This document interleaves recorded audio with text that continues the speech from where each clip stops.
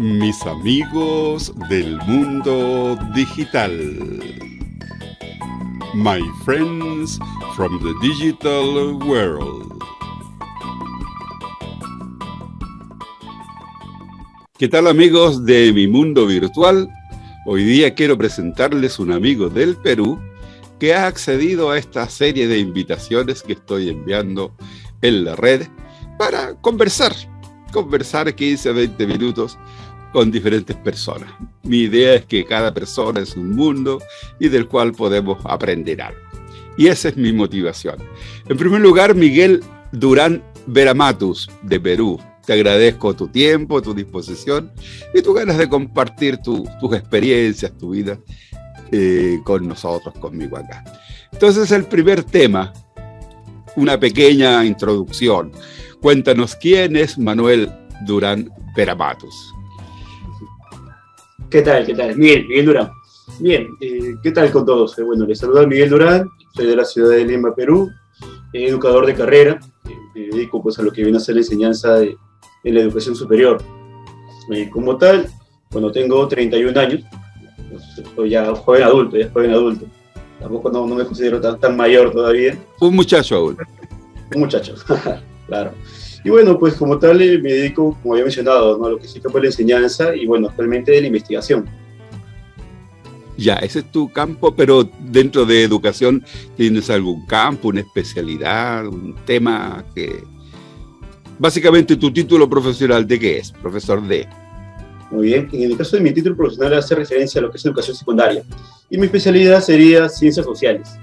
Lo que abarca pues aquí en Perú, historia y geografía. Claro, acá en Chile parece que le llaman profesor de historia.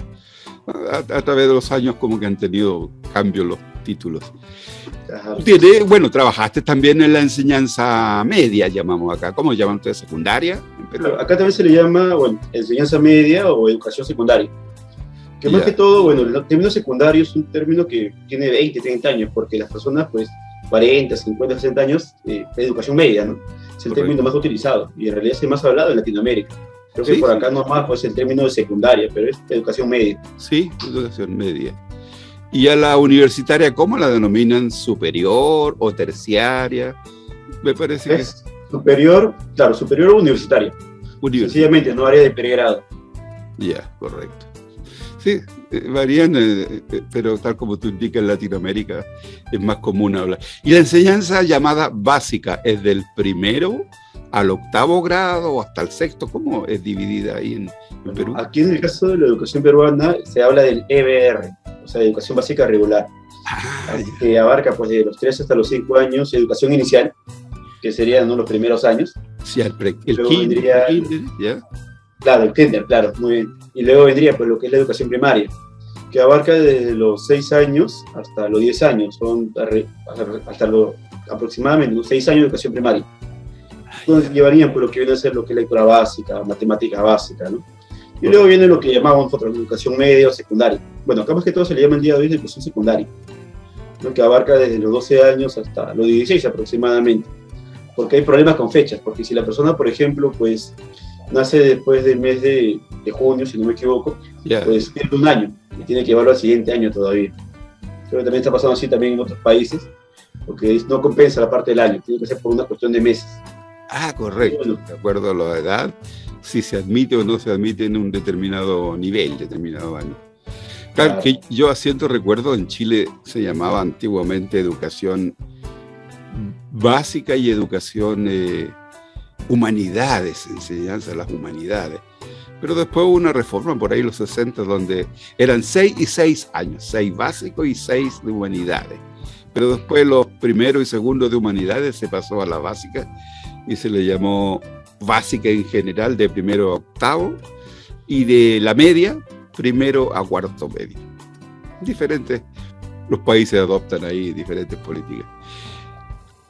La siguiente pregunta o tema: ¿qué recuerdos, memorias tienes tú de tu educación en Perú? La básica, la secundaria, la universitaria. ¿Qué recuerdos te han impactado? A nivel de lo que es la educación básica, todo bastante tranquilo, ¿no? Como todo adolescente, pues, con amigos, salir a jugar un poco. La educación superior, pues sí, un poco más elaborada, ¿no? Porque ya, por ejemplo, en el área de lo que es universidades peruanas, a nivel de las universidades nacionales hay bastante política. Y había mucho eso de competencia, ¿no? De partido, agrupaciones políticas, por ser parte del gobierno estudiantil. Y pues los que estudiamos la rama de letras, pues estábamos muy metidos. Venían las campañas y los pabellones se llenaban de las banderolas y que entrar a los salones y salir a hablar y discusiones entre los mismos grupos, debates. Bastante interesante, porque involucra pues, ¿no? al estudiante en lo que es la vida política y es lo muy activo. Y sí, y hay de todo, pues, ¿no? Competencia limpia y también hasta competencia sucia, ¿no? Que tipo política nacional, ¿no? Que a veces los políticos agarran y pues agarran y hacen su campaña y su contracampaña, ¿no? Es bien interesante. ¿Cuál es tu visión de la política? Porque te vi hace poco rato un video un poco criticando la situación política peruana, pero parece que tú tienes como una visión latinoamericana del tema político. ¿Cómo ves tú la política? Bueno, en la política, en el desarrollo general de un país importante, pero con sus problemas, parece que está en crisis la política en general. ¿Cuál es tu opinión? Sí, bueno, en el caso de la política peruana, y bueno, considero que latinoamericana, ¿no? Pasa por los mismos patrones. Sí. Tenemos pues que, a pesar de que teóricamente somos países demócratas, porque hay libertad de elección, a veces mucho se juega la parte de la burocracia, ¿no? La gente se emociona con un candidato político, lo elige por votar y pues luego se está arrepintiendo. Es decir, acá aplicamos un voto a lo inverso, ¿no? O sea, primero votamos con el hígado y luego pues, o sea, separando, ¿no? Lo que no nos gusta. Luego con el corazón, ¿no? Lo que nos gusta y luego pues se alcanza el tiempo con la cabeza. Y debería ser al revés, ¿no? Primero pensar de manera objetiva. Pero desgraciadamente pues no es la realidad, por eso que en Perú, los países de la región, ¿no? También creo que Chile, Colombia, pasa que ni bien hacen un gobierno, pues a los 3 meses ya empiezan las huelgas de nuevo. Entonces, pues las promesas políticas se quedan ahí y la gente empieza a repetir lo mismo, ¿no? Entonces, una problemática, pues, que desgraciadamente durante mucho tiempo ha acompañado a Latinoamérica. Porque en realidad, pues, hablar de una política aislada, o sea, una política peruana, no existe. Esto es una cuestión regional. Y pues todos los países de acá de la región pasamos básicamente por los mismos problemas. Sí. Comparto contigo eso. ¿Has mirado un poco la información de lo que está pasando en Chile o más o menos no? Claro, la asunción ya de Boric. Entonces también, ¿no? ¿Qué pasará ahora, no? Ojalá que vaya bien. Sí, esa es la esperanza. Por lo menos la gente, creo yo, eligió después de mucho tiempo un candidato que no era de uno de los bandos, izquierda o derecha, sino eligió algo diferente. Cuéntame un poco acerca de tu vocación de profesor. ¿Cuándo, cómo nace? ¿Te orienta a alguien? ¿Tienes algún referente familiar para ser profesor en primer lugar? Porque cuando piensas tú en tu carrera, ¿pensaste inmediatamente a nivel universitario hacer clases o a nivel secundario o primario? Como tal, bueno, en lo que es Perú, tenemos pues que después de educación secundaria vendría lo que es la universidad, ¿no? Como objetivo. Pero la educación pues es muy bajo su nivel, lo que viene a ser al menos público. Entonces acá hay algo llamado sistema preuniversitario, que es preparación, ¿no? Para ingresar a la universidad. Y ahí me llamó la atención. Conocí a algunos profesores porque su sistema de enseñanza era bastante interesante, muy ameno, muy didáctico, rompían pues el esquema de lo tradicional. Y eso me empezó a llamar la atención. Es ahí pues donde decido postular a lo que viene a ser la rama de educación en lo que es universidad. Y pues me meto a la carrera y dentro de la carrera pues toda una cuestión bastante interesante porque el área educativa, a pesar de que tiene sus altas y bajas, se encuentra mucho lo que es el plano humanístico. Sí, es una carrera directamente de servicio, ¿no? Junto con la rama médica, ¿no? Son las carreras más involucradas con el servicio. O sea, toda rama obviamente tiene lo suyo, ¿no? Porque es su vocación, pero la rama de educación pues es de contacto humano, es directo. Y de todas maneras, pues siempre un profesor influye en la vida de sus estudiantes para bien o para mal. El objetivo es que sea para bien. Claro que sí. Y eso obviamente llama la atención. Pues, y justamente en mi rama, que es historia, se ve justamente lo que acabamos de hablar, ¿no? La parte de la política, la parte de la sociedad, la parte de las guerras, la parte pues, de cómo los países de la región se llevan, los países del mundo, cómo han evolucionado. Y pues es bien, bueno, en lo particular me parece algo muy interesante, ¿no? Conocer la historia del país y pues la historia global, ¿no? Y ver pues no cómo hay sociedades que han avanzado más y pues otras que se han ido quedando, o cómo la historia, por ejemplo, a grandes rasgos gira en torno a Europa, ¿no? Porque cuando hablamos pues de historia así global, de historia mundial, pues hablamos de la Revolución Francesa, que Roma, que Napoleón Bonaparte, pero es bien raro que alguien sepa un poco de la historia de los países que nos rodean. O sea, pues, y le preguntamos a un peruano sobre la historia, por ejemplo, de Chile, de Colombia, de Argentina, pues por ahí los nombres no que se le vienen a la cabeza: Bernardo Higgins, San Martín, Santander, Bolívar, pero ahí quedó. En cambio, se hablan de hechos europeos y saben. Entonces ahí tenemos una mal dirección, ¿no?, de cómo es la enseñanza en este caso de la historia. Debemos empezar por la historia latinoamericana, es una historia riquísima, interesante. Entonces, pues ese tipo de cosas fueron los que me llamaron la atención a involucrarme en mi rama de la enseñanza en lo que viene a ser el área de historia. Cuéntame, este preuniversitario que tú dices, que viene después de la enseñanza media y para la universidad, ¿eso es público? ¿Lo enseña la universidad? ¿Lo enseñan la enseñanza media? ¿O son organismos privados que se encargan de preparar a la gente para el ingreso universitario? Es privado. Lo que pasa es que en el Perú como tal, uno postula para la universidad. Hay algo llamado examen de admisión. Entonces, pues solamente son pocas vacantes, ¿no?, al menos lo que viene a ser universidades públicas. Y la educación, pues, de colegio no basta. Por eso que surgen estas entidades privadas, que a veces las mismas universidades tienen, lo que llaman sistema preuniversitario, pero hay un costo. Y la gente ahí se prepara para aprender, pues, no en un año, lo que no aprendió en los 5 años de colegio, porque claro, es muy, muy básico en realidad, y pues ya con ello ingresar al área universitaria. Entonces, ese es uno de los problemas, bueno, de la educación peruana en este caso. No, que no satisface. Igual. ¿Y hay también universidades privadas en Perú? Claro, hay universidades privadas. El costo obviamente es bastante elevado, y varias pues que son también reconocidas a nivel internacional, ¿no?, como muy buenas. Yeah. Entonces ahí, en el caso de las públicas también son buenas, justamente pues, por el hecho de que hay examen lo que se llama acá examen de admisión. Sí, claro. Pues el nivel de ingreso es solamente pues, una cuestión bastante selecta. O sea, tiene que prepararse bastante para ingresar. Bueno, acá es normal de que muchos alumnos que terminan la enseñanza media y forma particular, privada, las familias deciden prepararlo un año para este preuniversitario para tener una buena rendición de esa prueba de admisión universitaria. Porque, como tú dices, la enseñanza tradicional como que no los prepara, no los capacita para dar un buen rendimiento de esa prueba. Cuéntame un poquito de tu experiencia laboral como profesor. Has trabajado en la media y también en la universidad. ¿Cuánto tiempo trabajaste en la enseñanza media, el high school?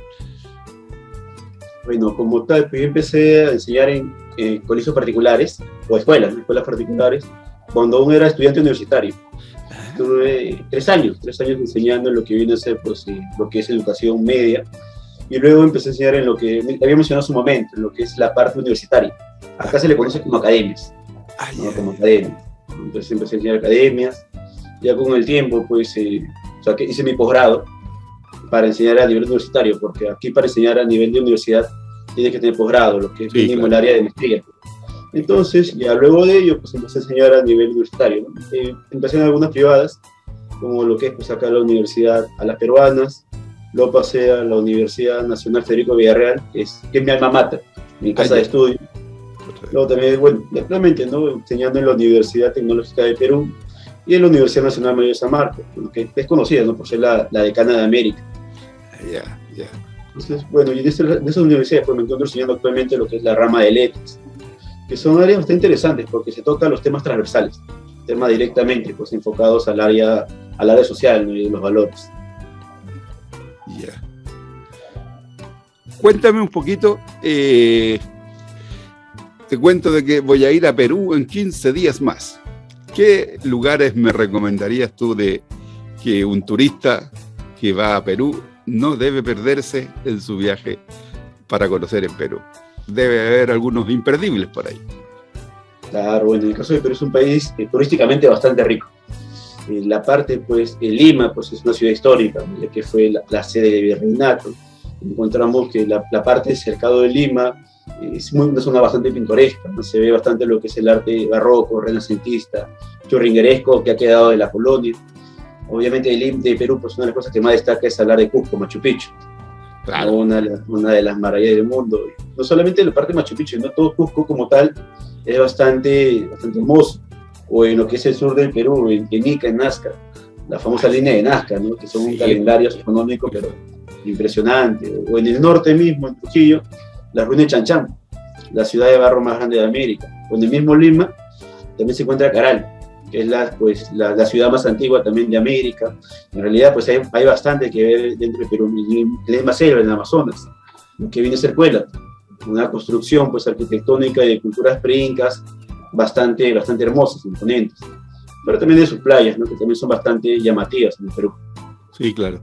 Y la comida, obviamente. Bueno, ¿para qué decirlo?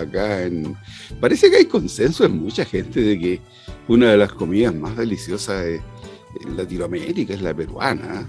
Acá en Chile hay restaurantes muy, muy buenos peruanos.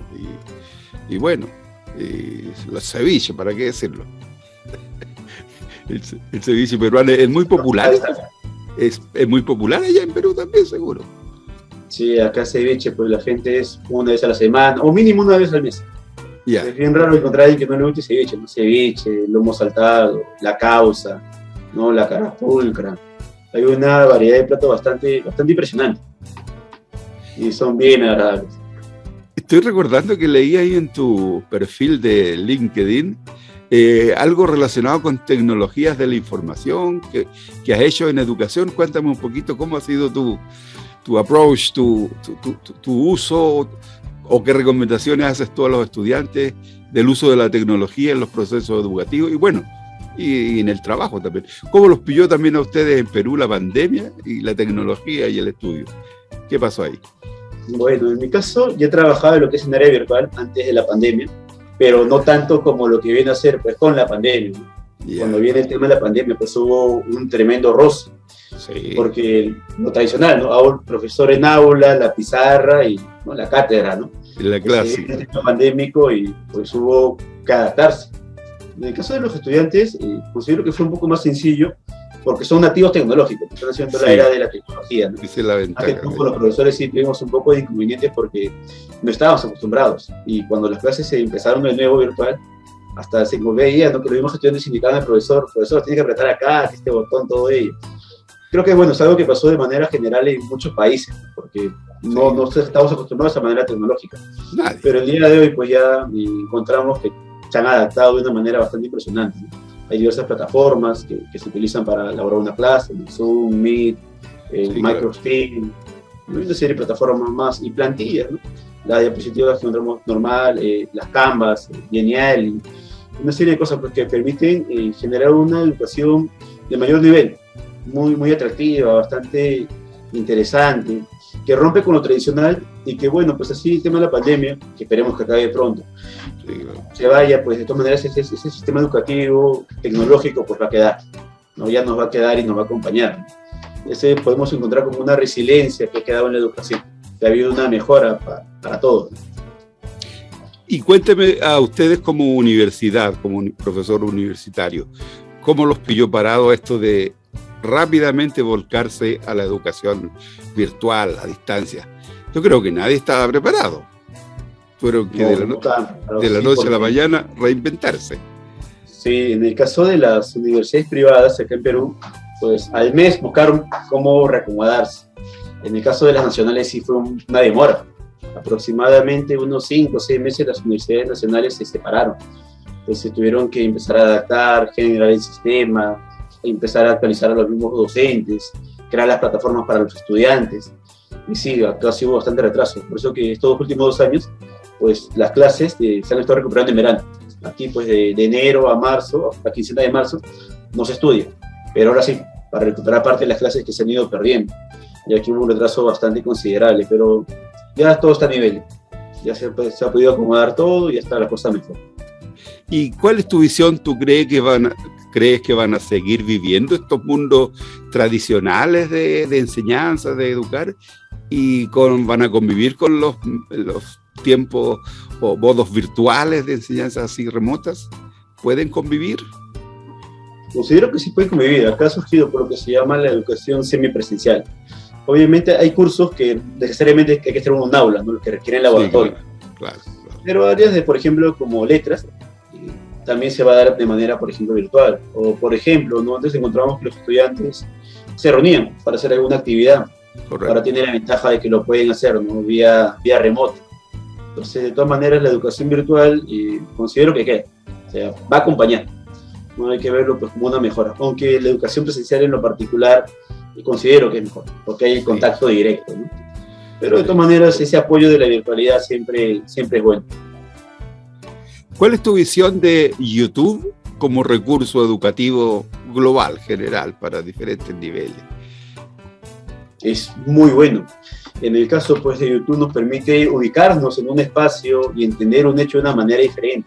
En mi caso, por ejemplo, que soy profesor de historia, pues si yo quiero explicar, ¿no?, el tema de la Segunda Guerra Mundial, que es un tema riquísimo, pues encontramos una gran cantidad de películas que podrían ayudar a aclarar el tema, o explicar un poco mejor, ¿no? Si quisiera hablar, por ejemplo, del Holocausto, podría poner ahí, pues, ¿no?, El niño de la pijama de rayas, El pianista, ¿no? Las películas, pues, que son trascendentales y permiten. Además, este tipo de hechos, ¿no?, las entrevistas, los comentarios, los reportajes, que al ser en vivo, pues, obviamente, y hay que darle evidencia, genera un mayor intercambio de conocimientos. Yo personalmente creo que esto que estoy haciendo y tener entrevistados tan interesantes como tú puede ser un aporte para personas. Escuchar un diálogo de dos profesores, uno de un país, de otro, y conocer de experiencia de otras personas, lo considero que es algo que puede inspirar a otras personas que sigan estos canales. Claro, es bastante interesante porque de esa manera pues, se acaba la idea de las fronteras. ¿No? Sí. Que hay que viajar todavía, sino que se puede generar comunicación a cualquier parte del mundo, algo que hace pues 20, 30 años era inimaginable, pues el día de hoy ya se da de manera directa.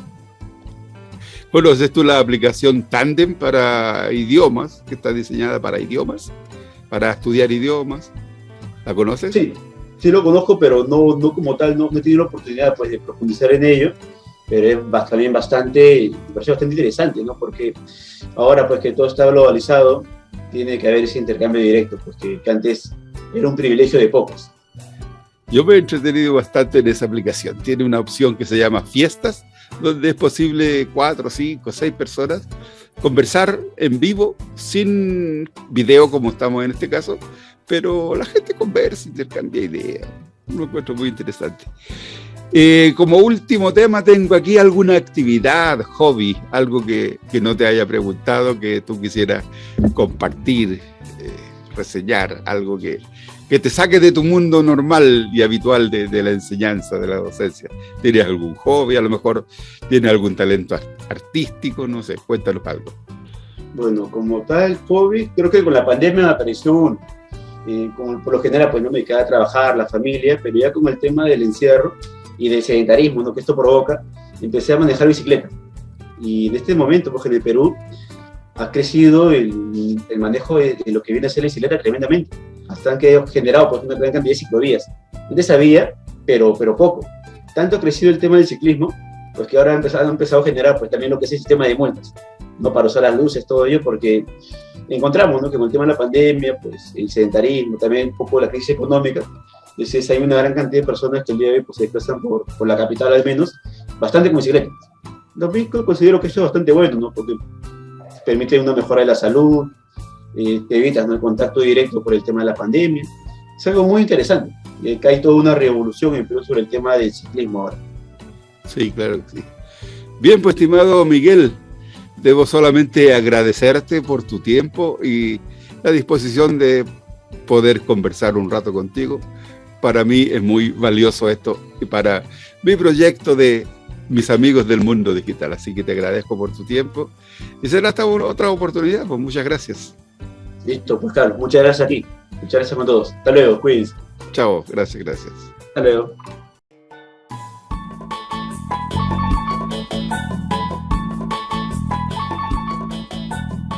Mis amigos del mundo digital. My friends from the digital world. Si le gustó el video, dele un me gusta, compártalo en sus redes sociales y suscríbase a mi canal. De esta forma estará ayudando a Profesor Youtuber Retirado. Muchas gracias por su atención.